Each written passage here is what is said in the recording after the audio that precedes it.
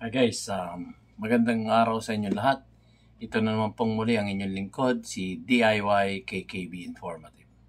At ngayon po ay sisilip na naman tayo sa ating mga palibot, kung ano yung nangyayari sa ating inang bansang Pilipinas. Gaya nitong nababalitaan natin na may mga nahuhuling individual, ngunit hindi ito nakakasuhan. Yun nga yan, yun ang problema. Bakit kaya? Yun ang mga katanungan natin. Again, pagbati po at sa ating mga kababayan mula Mindanao, Visayas at Luzon. At gayon din naman sa aking mga viewers at aking mga subscriber. Maraming salamat po sa inyong patuloy na pagsuporta sa inyong abang lingkod, DIY KKB Informative. So, ating pakinggan yung mga bali-balita ngayon, So, ito po, yung sinasabi nating may nahuhuli pero ang tagal namang kasuhan, Bakit kaya? So, ituloy natin. Makinig tayo ng ating yung mga bali-balita.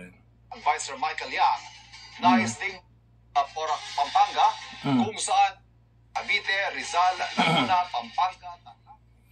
So, pakinggan natin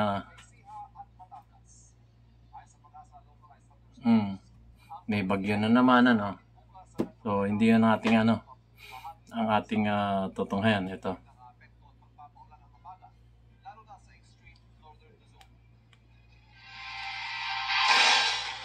Gustong patutukan ng isang senador sa pagdinig ng Senado ang Pogo Hub na Porac, Pampanga, kung saan wala pa raw ni isang nakakasuhan sa mga sangkot.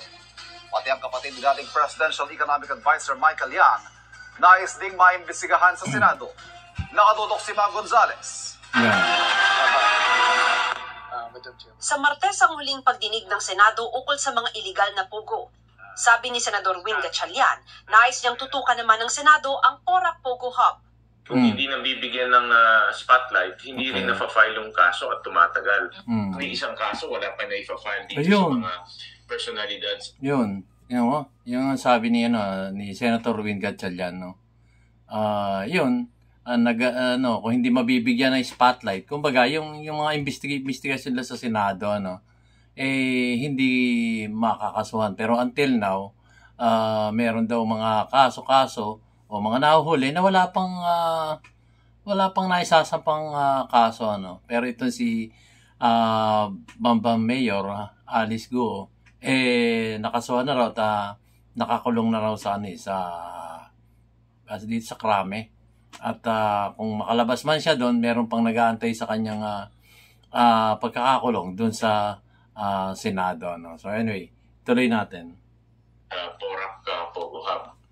Bagaman wala pang imbitasyon, gusto rin ng senador na imbestigahan si Tony Yang, kapatid ni dating Presidential Economic Advisor Michael Yang, na naaresto sa NAIA noong gabi ng Huwebes. Okay. Meron kasi isang personality doon sa Bamban, si Mr. Tan.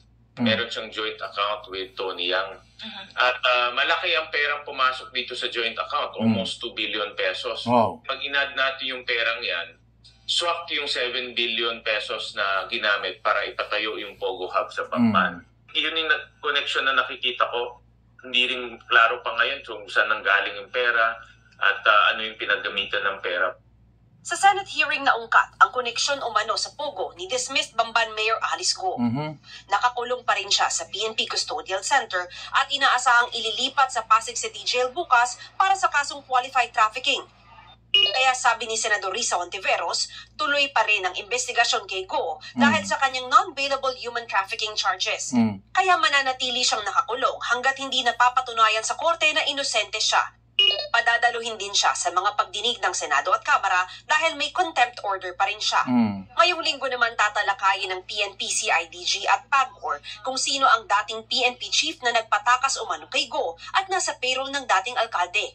Depende raw sa sasabihin ni PAGCOR Senior Vice President Raul Villanueva ang magiging direksyon ng investigasyon. Kung wala naman talagang pasihan, I think it is incumbent upon him to clear this issue, to be fair dito sa ating mga former GPNP. At at the end of the day, kung meron din naman na po na mga ebidensya, kung isi-share niyang mga informasyon at mag-validate tayo at meron, ay wala tayong sasantuhin dito. This concerns national security. Para sa GMA Integrated News, Yun. Mav Gonzales, nakatutok. Salamat 24 GMA Integrated. sa inyong patuloy na pagbabalita upang malaman ng ating mga kababayan Pilipino dito sa ating ng bansang Pilipinas kung ano nangyayari. So, ang issue dito, yun nga yung Pogo. Ngayon, patuloy pa rin na investigasyon sa Bamban Mayor. So, okay naman yun.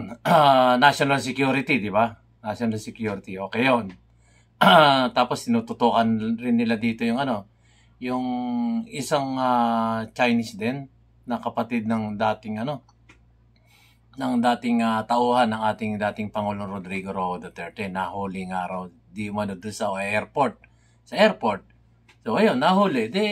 Kumbaga, kung hinuli, ibig sabihin, meron siyang kasalanan na nagawa. Kaya nga hinuli siya. Ibig sabihin, meron ng kasong ginagawa doon.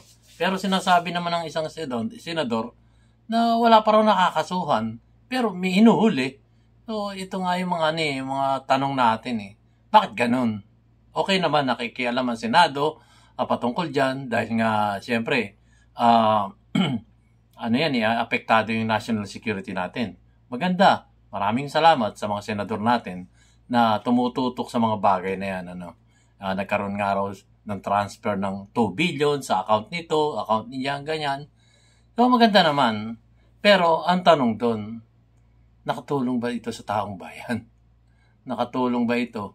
Samantalang ang dapat unahin o priority ng ating mga lawmaker ay yung trabaho ng bawat isang Pilipino. Para na sa ganun, meron namang kaming gastos ng pagkain sa aming pamilya 3 beses ang araw. Diba? Okay na yun. Kaya nga lamang may trabaho, tapos kulang ang sweldo. Dahil nga ang inflation rate, ito yung bilihin, ito yung sweldo ng taong bayan, bawat isang manggagawa, uri ng manggagawa. So, hindi makaabot dito sa presyo ng bilihin. Sana yun priority nila, hindi okay lang, talagang kailangan yung gawin, gampanan yung tungkulin, patungkol dyan sa mga pogo-pogo na yan, at yan nakakabahala na, So, ang problema, ito yung nakikita kong hindi pa rin ginagawang priority, Yung bang kagaya nito, babalita kami, maganda, good news, nagkaroon kami ng panukalang batas upang nang sa gayon ay tumaas ang sweldo ng ating uri ng manggagawang Pilipino. At hindi pa doon nagtatapos yun.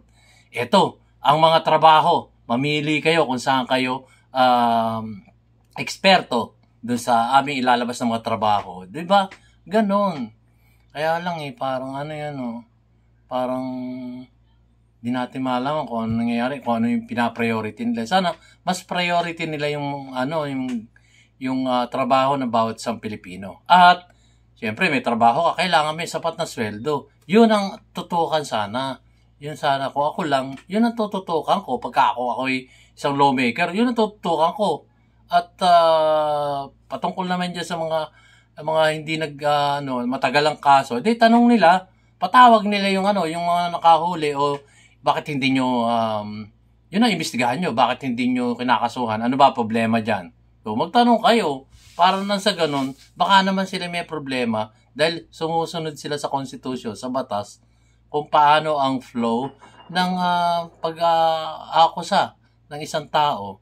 Dahil alam naman natin yun accused is innocent until proven guilty beyond reasonable doubt. Alam natin yan. So, yun ang kumbaga, isa rin siguro sa priority yun, pero mas priority sana yung kapakanan ng bawat isang pamilya dito sa ating inang bansang Pilipinas. Gaya nga na sinasabi ko, trabaho. Yung trabaho ang anyong pagtuunan ng pansin. Mabigyan ng trabaho ang bawat isang mamayang Pilipino. Sweldo, kailangan ding may sapat na sweldo nang sa gayon, makaabot naman kami sa inflation rate. So, yung inflation rate dapat ang ating tutukan, priority talaga. Ay, di ba? So, kung gagawin yung priority, mga pogo-pogo hub yan, which is dapat lang naman, pero mas priority nyo yung kapakanan ng bawat isang mamayang Pilipino. Na, kumbaga, naghihirap na nga kami. Wala nga kami makain sa bawat isang hapagkainan ng pamilya.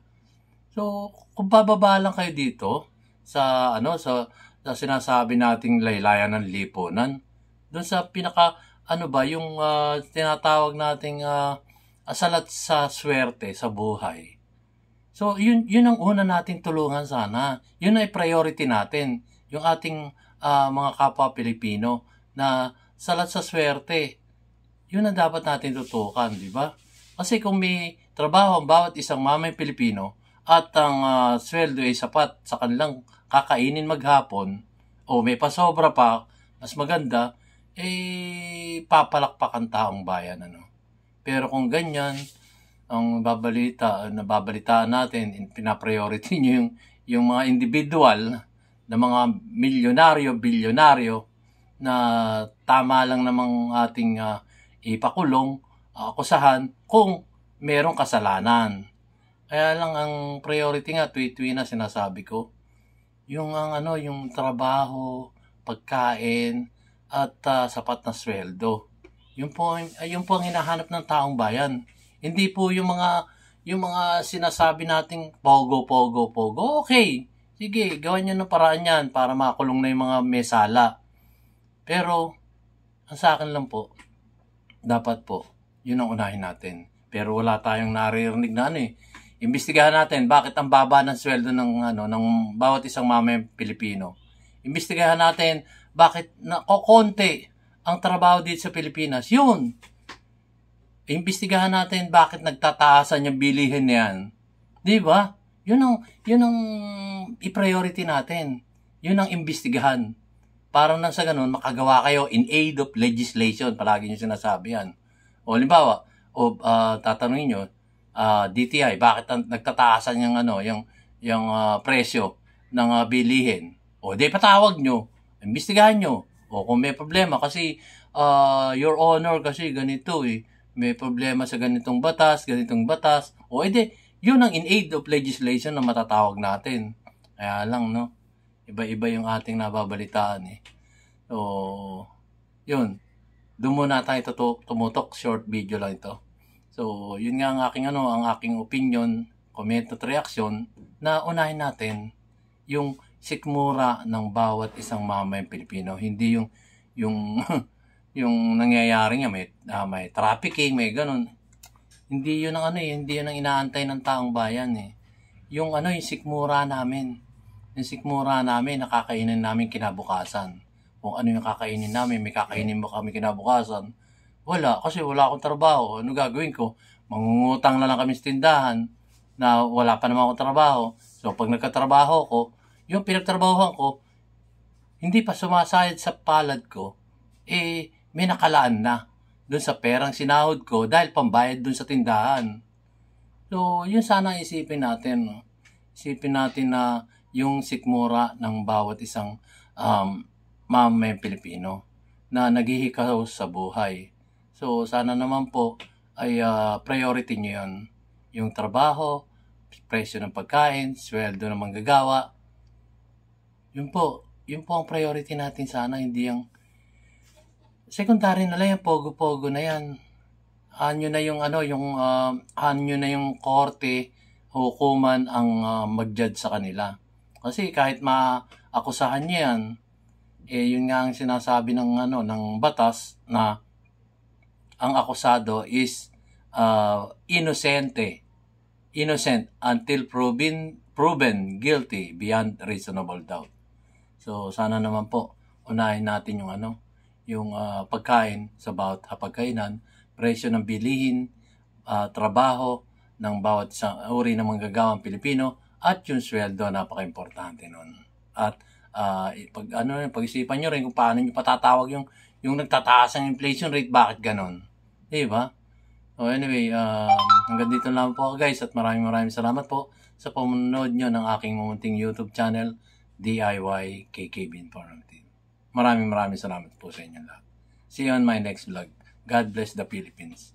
God bless each and every one of us. Pagpalain tayo ng Diyos amang makapangyarihan sa lahat. Salamat po. Peace to everybody.